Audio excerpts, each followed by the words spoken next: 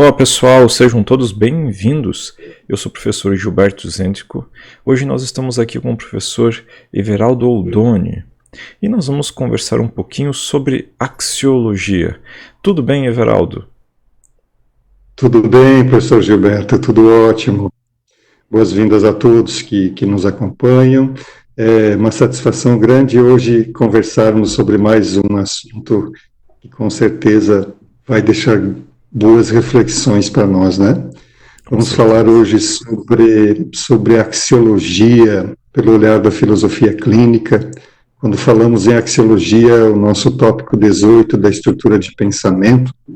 O que é essa axiologia?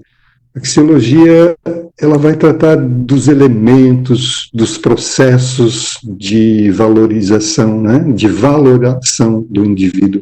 É como eu valoro, né? Como eu dou importância para as coisas, como cada pessoa estrutura esses seus valores ao longo da vida, o que se torna importante, o que deixa de ser importante, quais as características desses valores, como esses valores conversam com todo o restante da estrutura de pensamento.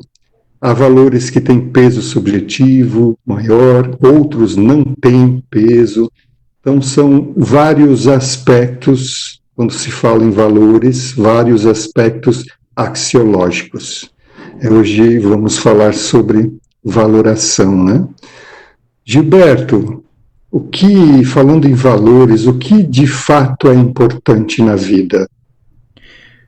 Para cada pessoa, a resposta ela é diferente, né, Everaldo? Eu acho que uma das frases que a gente mais ouve ao longo do processo de formação de um filósofo clínico é que para cada É, pessoa a resposta será uma, né? A gente ouve isso o é tempo verdade. todo. E cada pessoa Sim. possui modos diferentes de valorar, modos de desvalorar. Cada pessoa valora elementos distintos. Então, nós temos um universo diferente, um universo axiológico diferente para cada pessoa. Muitas pessoas, dependendo da forma como elas valoram as coisas, elas vão valorar apenas determinados nichos existenciais, enquanto outras vão valorar outros nichos. Para algumas pessoas, esse tópico ele é tão irrelevante, Everaldo, que algumas valorarem tudo ou não valorarem nada é praticamente a mesma coisa, porque para algumas pessoas esse tópico não possui poder de determinação, por assim se dizer. Ele não movimenta o sujeito. Ele só é algo que, enfim, existe e nada mais do que isso. Então, para cada pessoa, a resposta, sem dúvida, ela será diferente.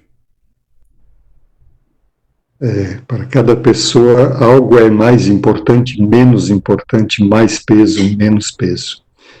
E a gente pode dizer, Gilberto, que pode acreditar que a gente tem como escolher, como estruturar os nossos valores, estruturar o que é importante, o que não é. Escolhemos isso? Nos fale sobre isso, Gilberto. Isso ah, é algo que socialmente existe, que é uma falsa noção de controle axiológico. Existem sim algumas poucas pessoas que têm esse controle sobre o tópico axiologia, sobre o que lhe é importante. São pessoas que possuem algo chamado submodo axiologia, porque valorar as coisas lhe é um modo de ser. Então elas conseguem controlar estes valores através de ações.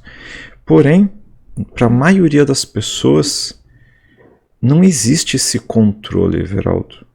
Para a maioria das pessoas, elas valoram segundo a sua estrutura de pensamento, segundo as formatações que habitam aqui dentro e que se construíram ao longo de toda uma historicidade.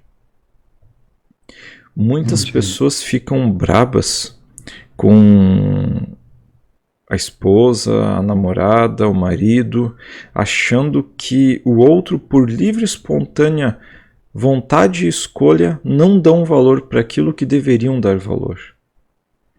E colocam falas como se o outro fosse culpado de, por livre e espontânea vontade, dar valor para o que não deveria ou não dar valor para o que deveria. Isso é um engano. Normalmente isso é um engano. Não há esse controle, normalmente. Assim como não há o controle de milhares de coisas na vida. Milhares de coisas. Então, querer controlar os valores como se eles fossem medidas, quantidades, pesos, pode gerar muitas problemáticas ao longo da vida das pessoas. Isso que tu quer nos dizer, querer este controle pode nos gerar problemáticas? Querer o controle pode gerar problemáticas, sim, pode. A questão das medidas, Everaldo, elas estão muito relacionadas àquelas pessoas que matematizam as coisas. Muitos sujeitos, eles transformam as coisas que habitam neles em medidas, em pesos, em valores, num sentido de valorar,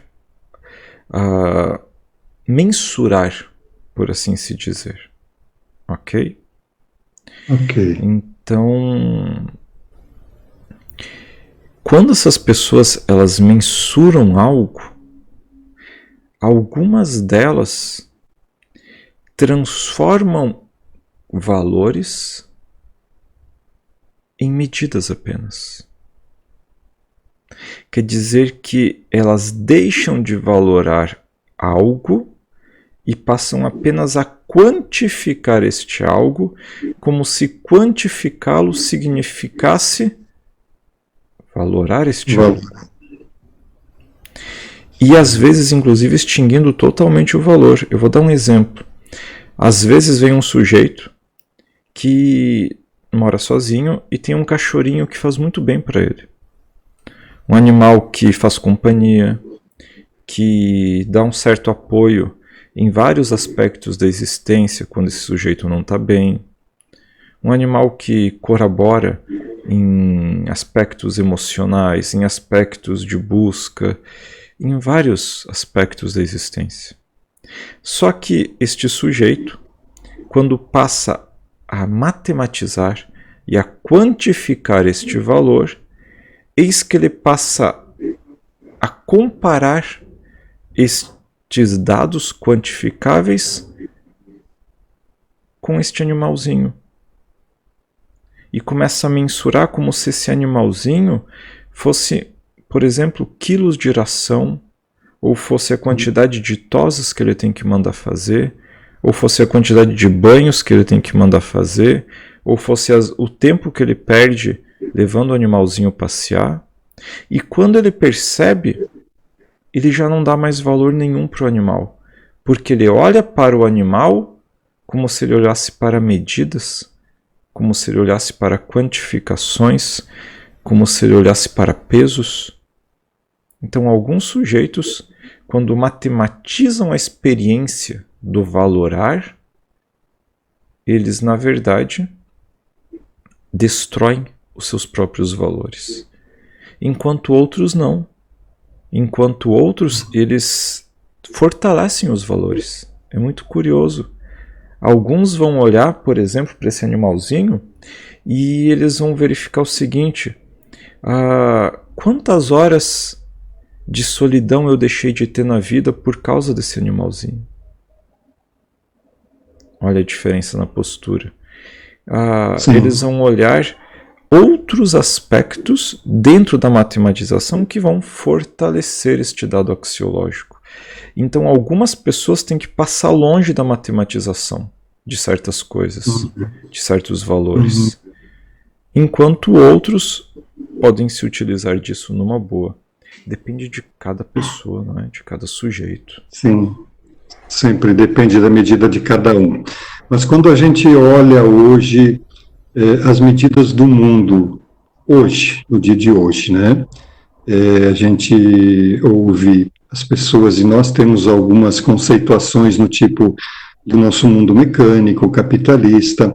Essa questão de medidas, de matematizações, de quantificações, seria uma das características de valoração. Eu sei que para cada pessoa é diferente, mas seria uma das características bem peculiares da nossa época, valorar baseado em medidas e em quantidades, até em monetizações, questões desse tipo? Eu acredito, Everaldo, que isso tem diminuído com o tempo, ok? Se a gente pegar certos períodos da história da humanidade, havia coisas muito mais problemáticas, por assim se dizer, de matematizações. Houve períodos da humanidade em que se matematizava a vida e o sujeito, ele valia tantas moedas de ouro e de prata. A gente está tratando aqui dos escravos, por exemplo. Sim. Houve momentos em que o meio ambiente valia uma quantidade de toras de madeira, por exemplo. Eu acho que hoje nós caminhamos para um momento da humanidade, claro, com os seus vais e vens, às vezes um pouco mais, às vezes um pouco menos, mas a gente caminha para uma não mais matematização de muitos aspectos. Socialmente, nós já tivemos isso muito mais forte. Quer dizer, hoje em dia você não mede o quanto uma pessoa vale, o quanto vale a vida dessa pessoa, financeiramente falando. Você olha, a maioria das pessoas olham outros aspectos. A maioria das pessoas já possuem perspectivas éticas, possuem perspectivas existenciais outras. A própria noção de uma moral, ela vem se alterando fortemente. Por mais que a gente tenha altos e baixos, como eu disse antes, ainda assim eu acho que, como um todo, a gente caminha num caminho contrário. Eu acho que isso já foi muito mais forte em outros momentos da humanidade. Perfeito.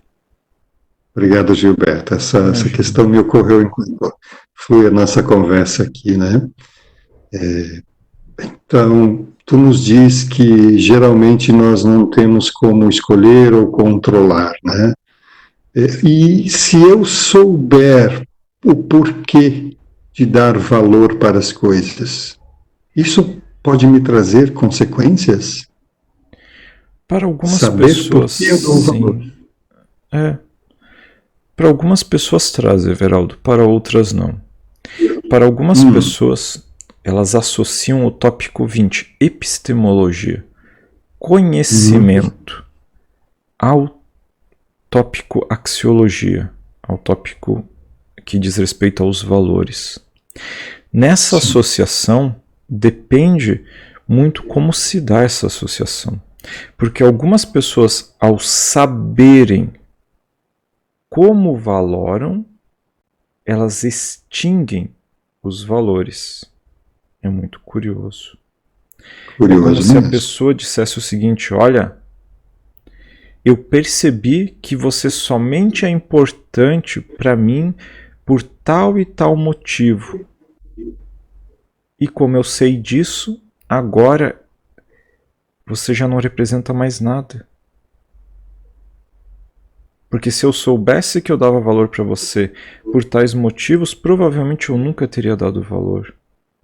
Ou então eu posso substituir você por outras coisas. Nossa, há N discursos.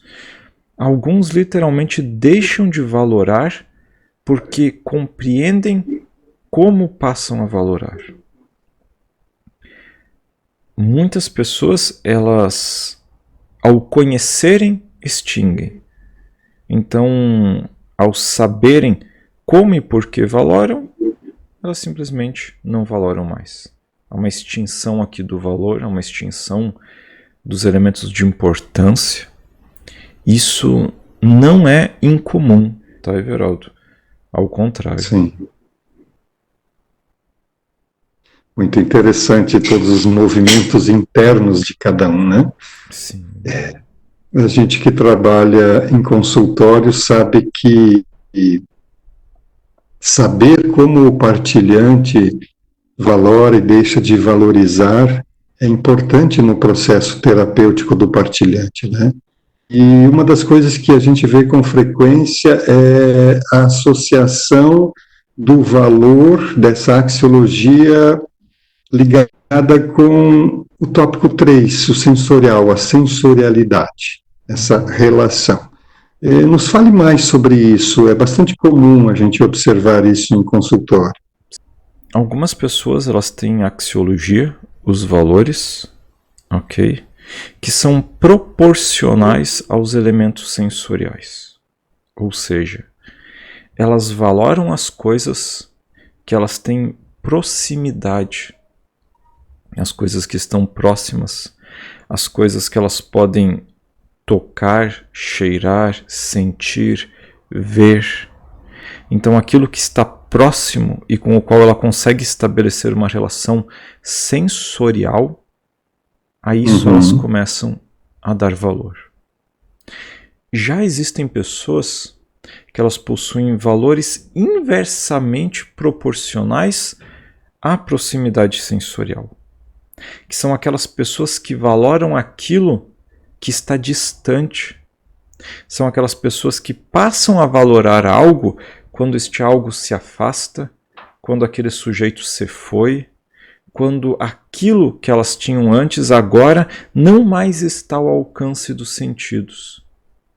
E é curioso porque algumas pessoas elas vivem verdadeiros dilemas em torno disso. Porque alguns pais eles só conseguem dar valor para os filhos quando esses filhos estão longe, enquanto outros só conseguem dar valor enquanto estão perto e quando se afastam, deixam de dar valor. Algumas pessoas ficam muito perdidas. Às vezes vem um filho no consultório, um marido, uma esposa, e eles dizem o seguinte: olha, eu não entendo meu pai, porque quando eu estou lá com ele, eu não sou nada. Basta eu me afastar que parece que eu me torno a coisa mais importante da vida dele. Quer dizer, veja, valores inversamente proporcionais ao dado sensorial, a proximidade. É muito curioso. Não há aqui um modo certo ou errado, ok, Everaldo? Não há um modo bom ou ruim. Há apenas modos de ser. Cada sujeito funciona de um modo diferente. E às vezes, para você manter uma relação interessante com um sujeito, você precisa obrigatoriamente se manter afastado do sujeito. Olha que bacana isso. Há interseções que, quando houver proximidade sensorial, elas não vão funcionar. Sabendo disso, você pode fazer certos movimentos profiláticos, você pode organizar a forma de se relacionar com estas pessoas. É bem interessante. E muito amplo, e a gente fica pensando, né, quando você se pauta num padrão que diz que tem que ser assim, imaginando uma interseção, um casal, que uma das partes tem essa dificuldade com a proximidade. E, de repente, isso vai ser trabalhado por alguém de uma forma que isso não é correto. A violação do modo de ser desta pessoa, né? Quando tu diz que não há certo e nem errado, talvez algumas pessoas que ouçam isso dizem, não, mas como assim? Tem que haver proximidade para ter o relacionamento, o afeto, tudo isso, né? Então, essas reflexões a gente fica ficam ruminando dentro da gente. E eu também, como por experiência de consultório, observo isso, esse fato de a pessoa dizer assim, quando o meu companheiro está em casa, a gente quase não tem expressividade, parece que esfria a relação. Quando ele sai, fica um período, devido a circunstâncias de trabalho, a gente faz altas declarações de amor pelo WhatsApp. São configurações possíveis nas interseções, né? Com São certeza. configurações Característica muito de época, né? Hoje esse sim. tipo de interseção, esse tipo de relacionamento, ele está facilitado, muito facilitado pelas ferramentas virtuais que a gente tem, né? Uhum. Essa ferramenta de videoconferência, seja por um WhatsApp, seja por um Facebook, seja por um telefone normal, enfim, por meios digitais, ela veio a permitir que coisas que antes eram difíceis de ser vividas, hoje se tornem muito mais fáceis de serem vividas. Então, esses meios tecnológicos agregaram muito para muitas EPs com características que antes eram consideradas dilemáticas, né? Perfeito. Ajudou em alguns aspectos, né? Sim. Já que estamos falando em interseções, relacionamentos, vamos adentrar aí um pouco as emoções, né? De uma forma geral, amar é um modo de valorar, tornar aquilo importante? Para algumas pessoas, sim. Algumas pessoas, elas valoram por afetividade. Os valores têm uma associação sentimental. Então, elas valorizam aquilo que elas amam, elas valorizam, às vezes, as coisas que lhes tocam afetivamente, como, por exemplo, o pingente que a avó deu para a menina e que, como ela amava muito a avó, ela passa a valorizar muito o pingente porque foi dado por alguém que ela ama, por exemplo.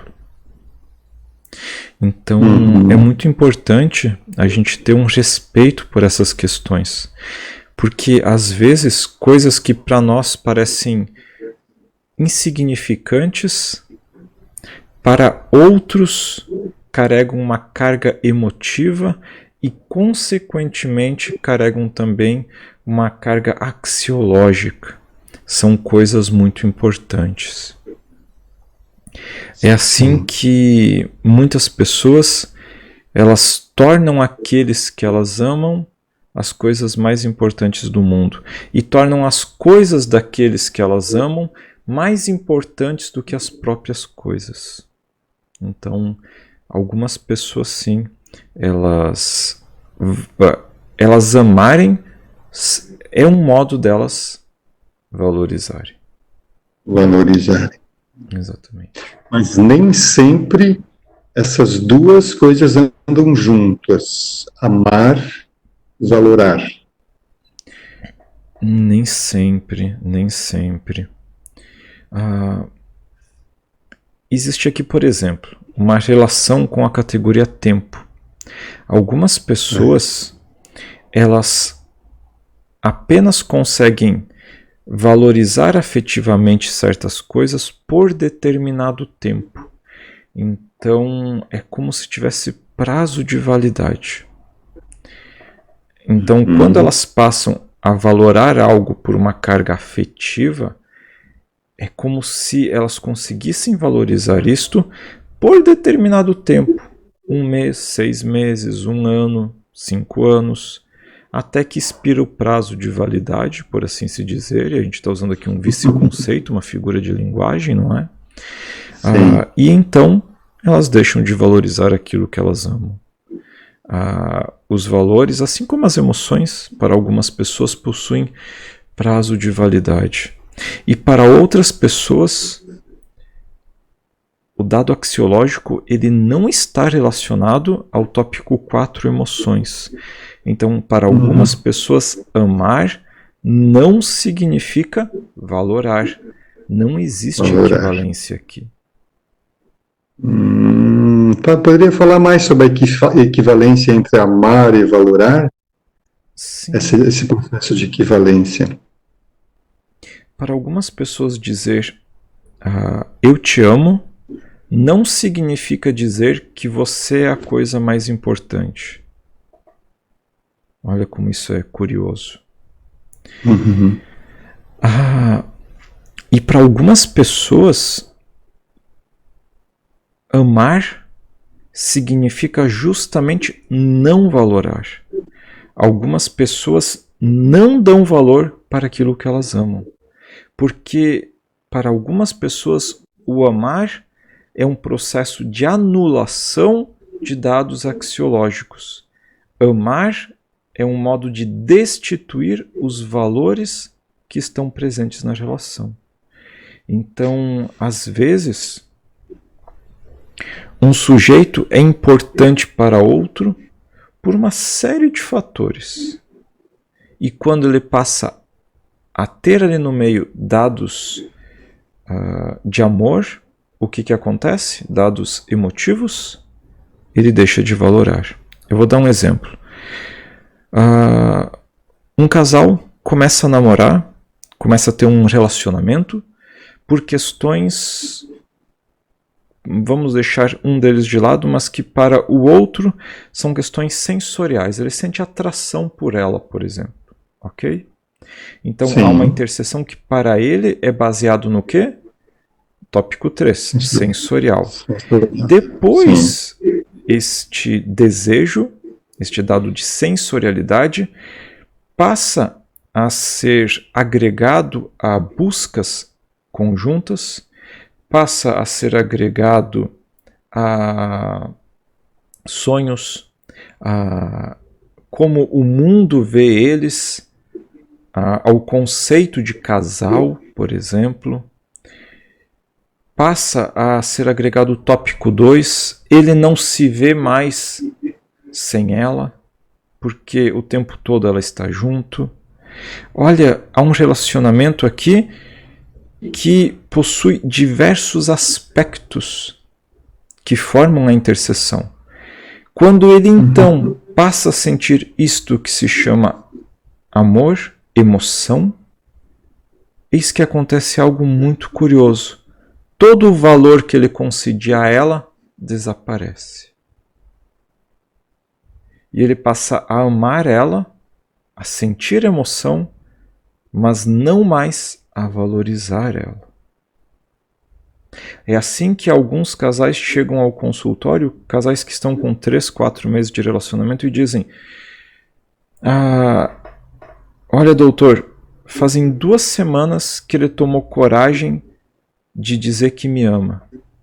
Foi a primeira vez que eu vi ele falando isso. Mas de lá para cá, alguma coisa mudou. De lá para cá, parece que eu já não sou mais tão importante como eu era. E ele começou a dizer ainda muito mais que ele me ama. Eu ouvi muito mais vezes isso. É como se eu pudesse sentir que ele me ama mesmo. Mas tem algo estranho, porque ele me ama, mas ele não dá valor para as nossas questões. Olha que curioso. A alma humana, ela não segue uma linha reta, ela não segue uma programação, as coisas não são lógicas, elas não são racionais, elas não seguem um padrão hollywoodiano que se tem hoje numa televisão, em filmes, etc., no qual tudo caminha junto. Na vida as coisas são muito mais complexas. E algumas pessoas, sim, elas vão deixar de dar valor para aquilo que elas amam. E é bastante comum a gente observar como a gente mede e compara emoções e valores, né? Sim. Nossa, medir e comparar. É tão comum isso. O sujeito chega no consultório e ele diz: olha, eu amo a Joana e eu amo muito ela, mas ela não é tão importante quanto a minha carreira. Veja como ele está comparando.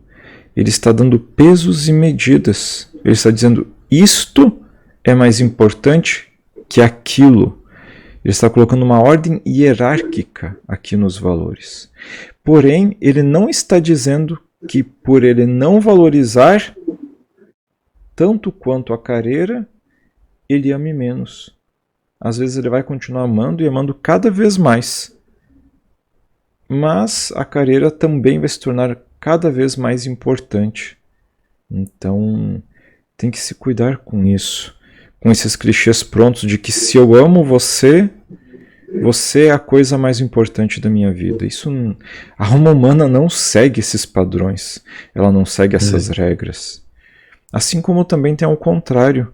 Algumas pessoas, elas, quando acabam um relacionamento, elas chegam e dizem, olha, eu não amo mais o meu ex-marido, mas ele é a única coisa importante da minha vida.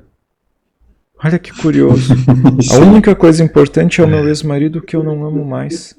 E às vezes ele é a coisa mais importante por toda uma série de coisas que eles passaram juntos. E isso não significa que o relacionamento acabou. Porque muitos relacionamentos existem sem amor, sem o dado emotivo. Porque eles seguem por outras bases. E uma dessas bases, às vezes, é a axiologia. São os valores, o outro ser muito importante. Como deve soar assim, até um pouco denso para algumas pessoas, analisar essa questão. Então, será que em um casamento, para ele ser bem-sucedido, obrigatoriamente o outro deve ser a coisa mais importante da vida? Tu vem nos dizendo que a alma humana não segue por esses caminhos lineares, né? Que não é assim. Então, nem sempre o outro é o mais importante na minha vida, num casamento, e também não quer dizer que eu não o ame. Exato. Quando uma pessoa coloca isso, será que para um casamento funcionar obrigatoriamente, o outro tem que ser a coisa mais importante? Eu normalmente respondo com uma mesma pergunta. Será que isso não é puro egoísmo? Como se o outro fosse minha propriedade, ao ponto do valor do outro me pertencer? Como se eu tivesse o direito de exigir que o outro deve tornar a mim a coisa mais importante só porque ele me ama ou porque eu o amo? Ora, pois, de onde se tira esse direito de exigir valores? Um relacionamento não é um escambo. E alguns relacionamentos funcionam sem nenhum valor. Há sujeitos que não dão valor nenhum para aqueles que eles amam, lembra-se disso. E há casamentos que possuem coisas muito mais significativas para aquele sujeito. Porque para ele, a história que ele tem com o outro é mais significativa do que os valores. O companheirismo, as buscas, a noção de família, o conhecimento sobre o outro, as afinidades. Olha só, uma série de coisas se tornam mais significativas, ok? E aqui vem um ponto que algumas pessoas confundem, porque existe algo chamado peso subjetivo, poder de determinação. Sim.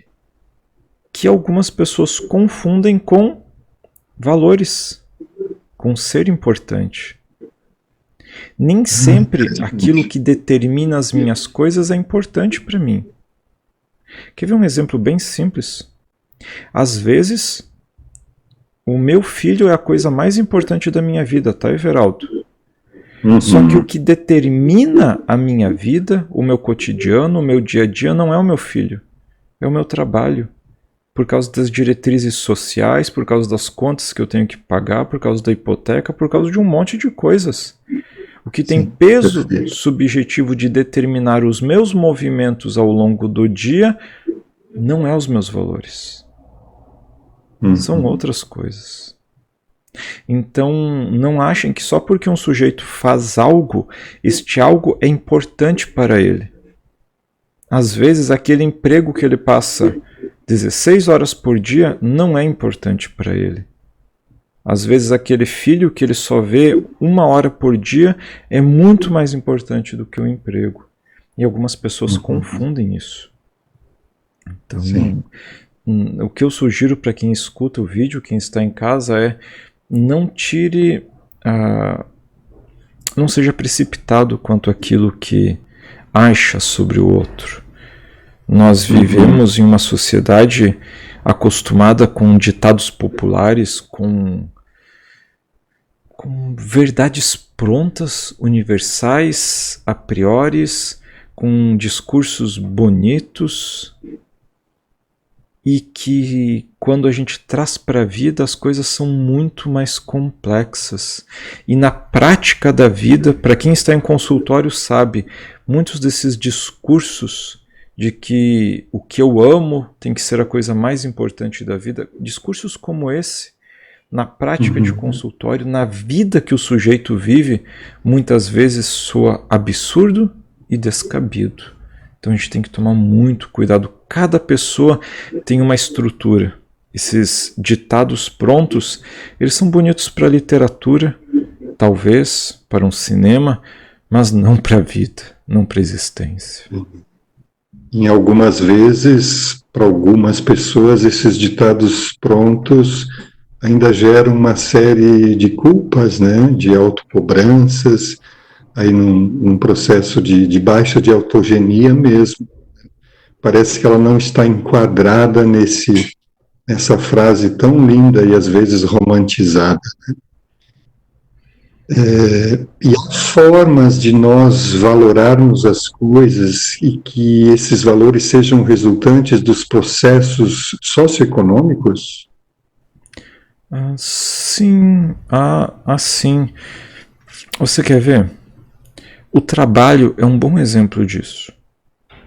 Há pessoas que elas valorizam as coisas que elas têm muito trabalho para alcançar. São as pessoas que valoram pelo esforço, pela labuta, como se dizia antigamente em algumas regiões. Elas valoram as coisas pelo trabalho que elas tiveram para conquistar aquelas coisas.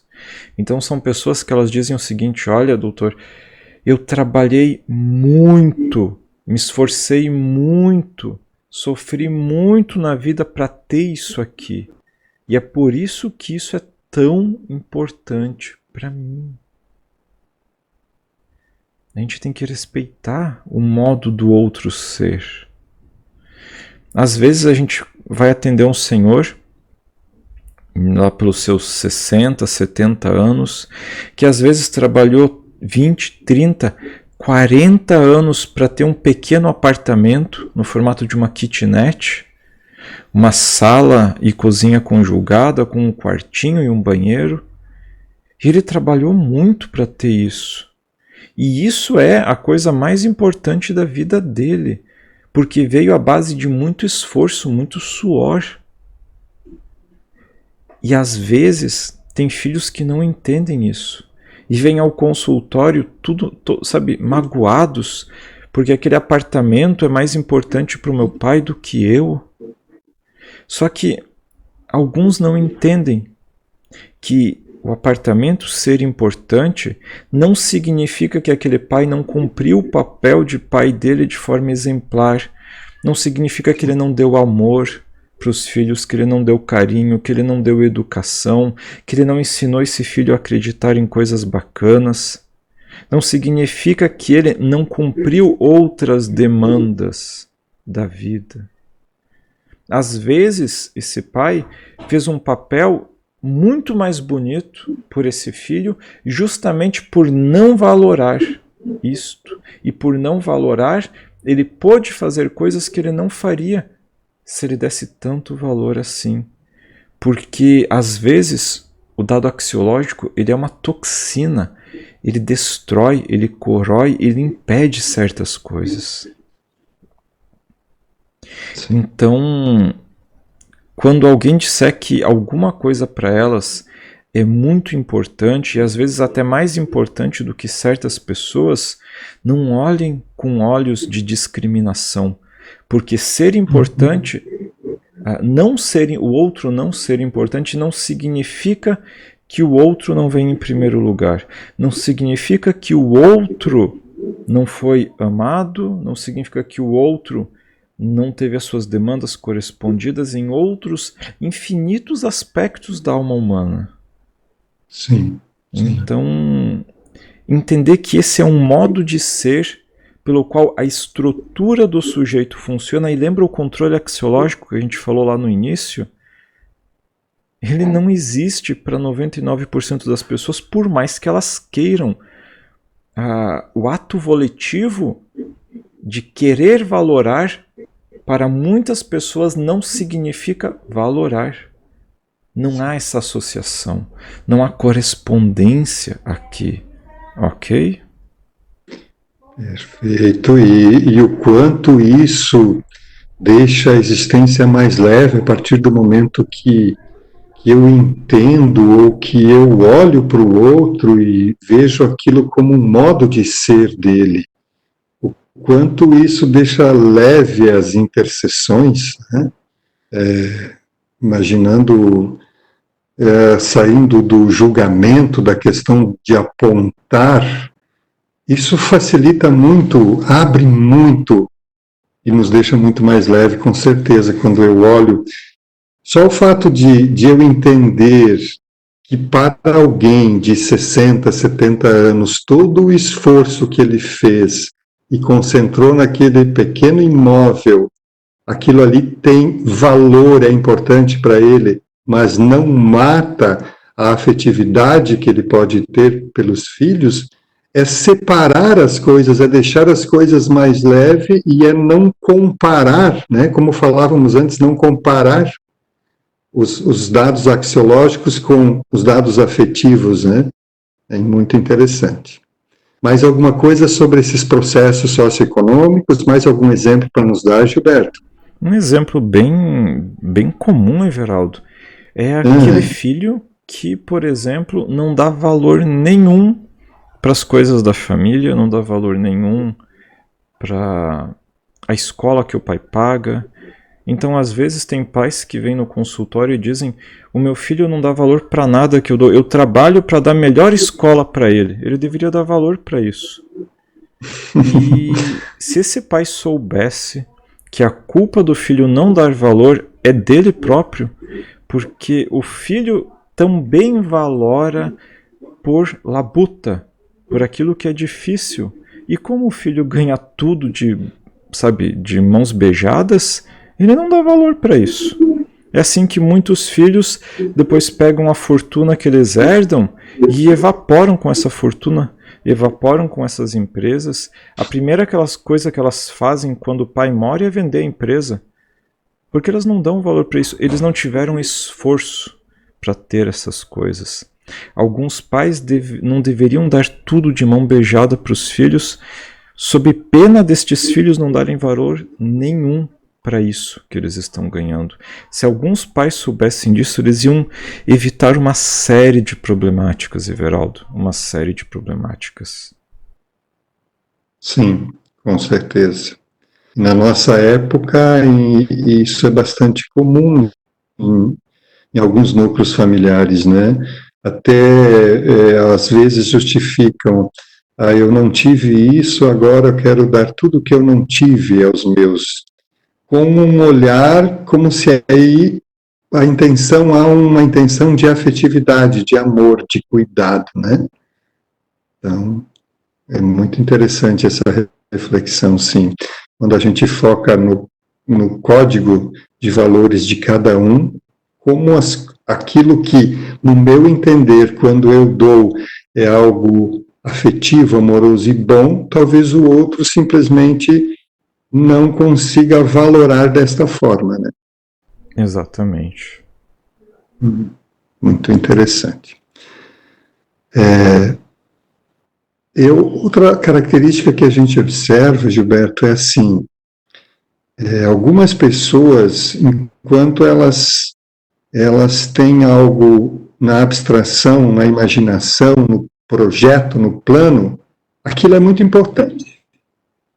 E, de repente, aquilo se materializa e deixa de ter importância. É uma característica comum também? Sim, isso é bastante comum, Everaldo. Algumas pessoas, elas só valorizam coisas enquanto essas coisas estão aqui, ó, na cabeça delas, nas abstrações. Quando isso passa para a materialidade, isso deixa de ter valor. Algumas pessoas, elas só valoram aquilo que elas buscam e sonham, não aquilo que elas têm. Então, se você quer que elas continuem dando valor para algo, é só você nunca dar esse algo para ela. Porque quando você entregar esse algo, você esqueça que isso vai ter valor. Logo em seguida, ela vai buscar outra coisa. Quer dizer, aquilo vai vencer na medida que aquilo for alcançado. São características de alguns sujeitos que são muito curiosas, né? Você acha que o sujeito vai dar muito valor porque ele passou muito tempo correndo atrás disso, mas não. Ele não vai dar mais valor nenhum quando ele alcançar aquilo. Ele só dava valor aqui. Então, se você quer ajudar ele a continuar valorizando aquilo, ajude ele aqui, ó, nas abstrações, não na materialidade. Porque se você ajudar na materialidade, quanto mais próximo ele chegar daquilo, menos aquilo vai ser importante. É bem curioso.